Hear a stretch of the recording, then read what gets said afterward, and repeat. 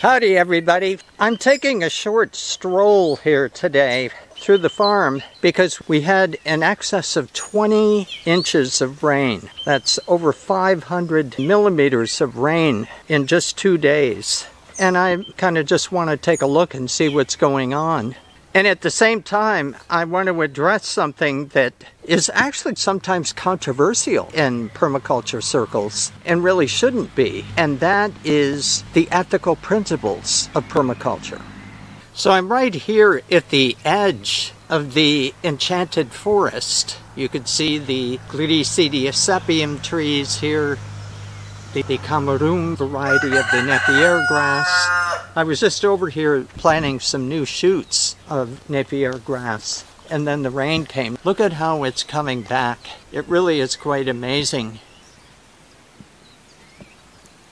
And of course there's some, I don't know what the name of this kind of grass is. Everybody here calls it switchgrass, and I haven't been able to get a more specific name of it. It's the clumping grass that I don't particularly like. Now this is very interesting here. This is our version here in Nicaragua of what in North America you would call clover. But it's not anything like clover. It just has a flower that looks like clover. It actually is a grass. And it has these little flowers. And there's a lot of it here. Much like the way clover grows in North America, there's a lot of it. It's all over the place. I always find it very interesting. So permaculture is an ethics-based design system.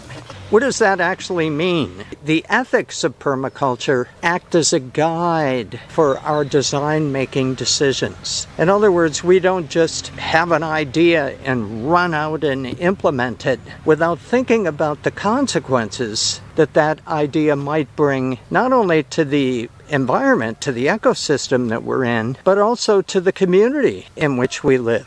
So we consider these things before implementing design decisions. And that is a very, very important thing. And it might be kind of a pain in the rear end sometimes.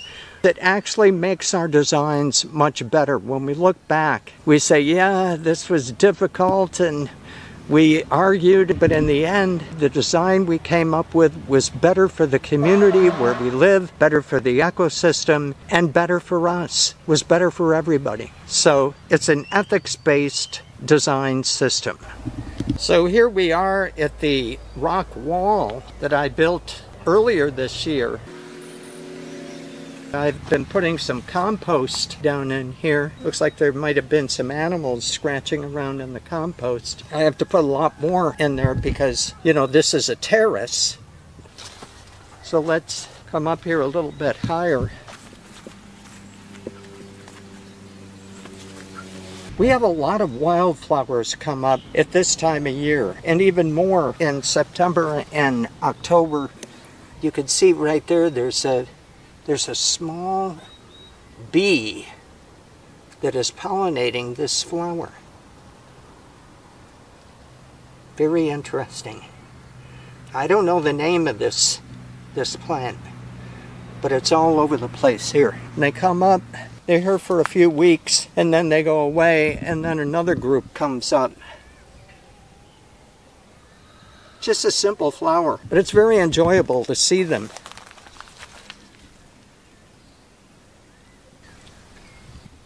So when Bill Mollison and David Holmgren first wrote Permaculture 2, there were, I don't know, 10 or 12 ethical principles that they listed to guide the design-making process. Over the years, these original principles have been combined into just three. Three that are the essence of permaculture and encapsulate all of the other things that Bill and David were talking about when they first wrote this. The first of these is earth care. This ethic directs us to safeguard natural systems and to restore ones that have either been degraded or exploited. The typical explanation for this ethic is that the earth is an interconnected ecological whole, and we have the responsibility to keep it clean, rich, healthy, and biodiverse. But if you really think about it, nature actually does most of this on its own. So what is this ethical principle actually guiding us to do? And the way I see it is it's saying that our responsibility is to not get in the way of nature with our designs. Stay out of the way of nature. To not irresponsibly impose our will on an ecosystem. And to think about the whole, the entirety, and how we can work with nature to make it even better. And of course, this in turn provides us with favorable conditions to enrich our own lives.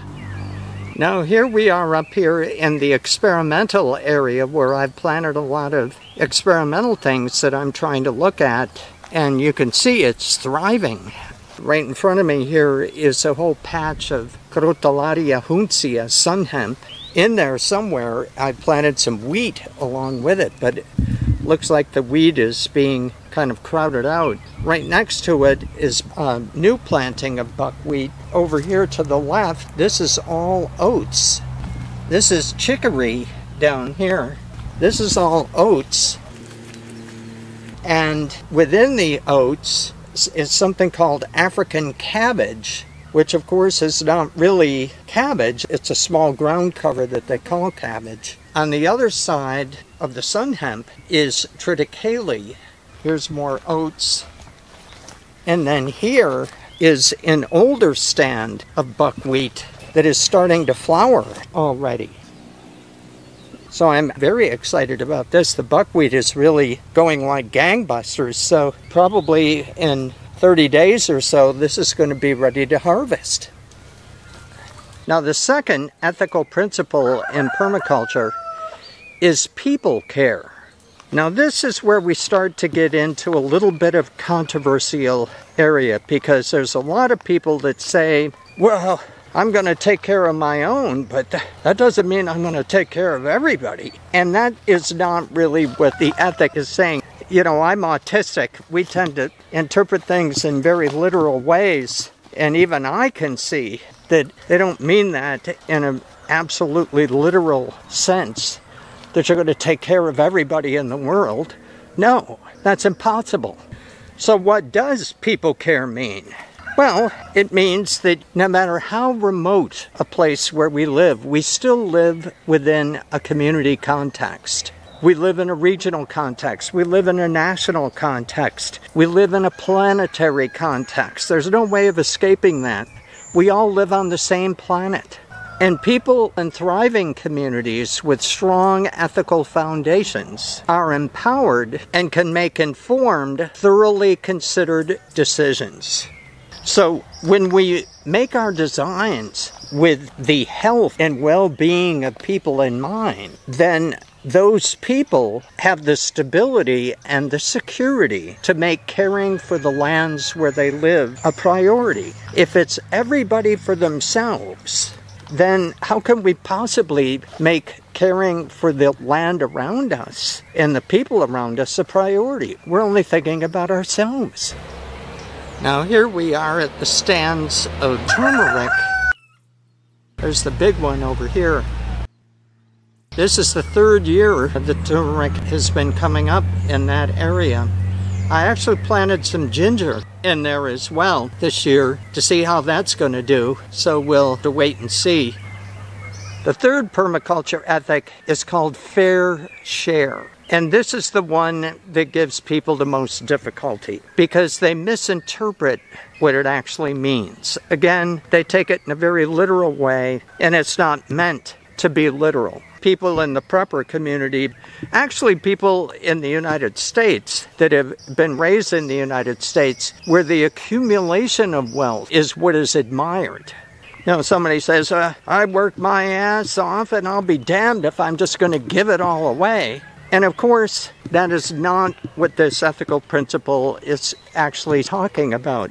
Fair share, by the way, includes you. So you have to get your fair share too. But people don't typically think about that because they're thinking that their fair share is to accumulate as much as they possibly can and not share it with anybody.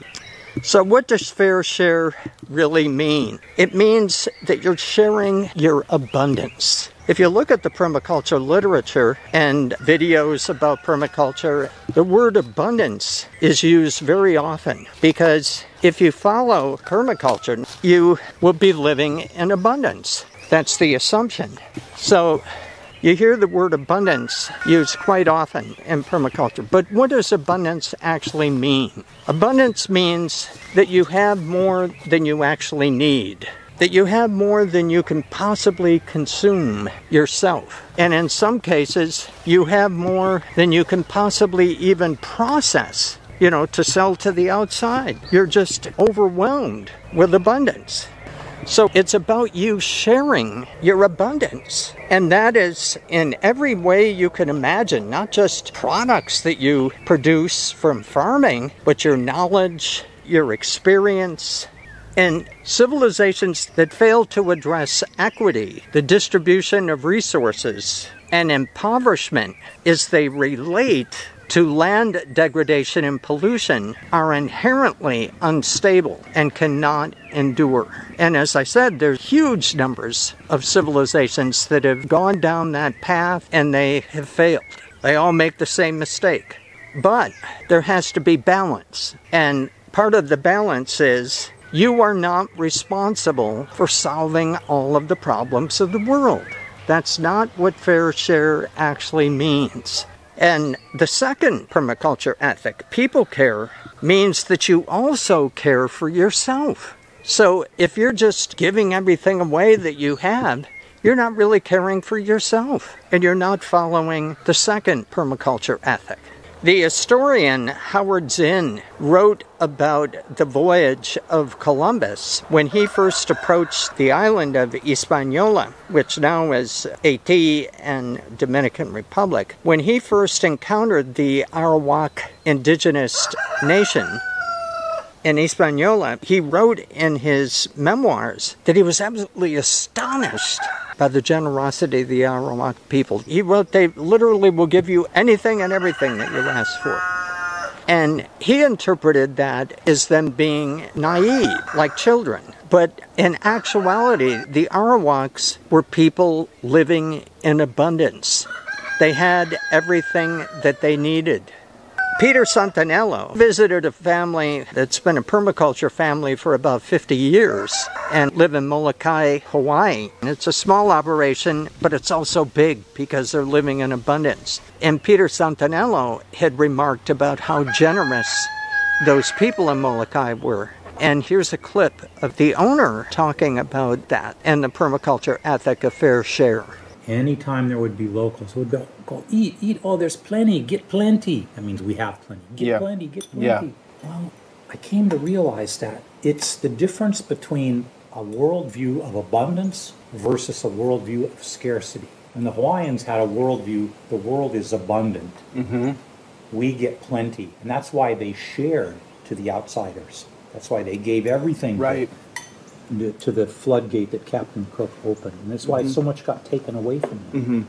Because the world was abundant, so you share. It's their protocol. It's their way. It's how they define themselves.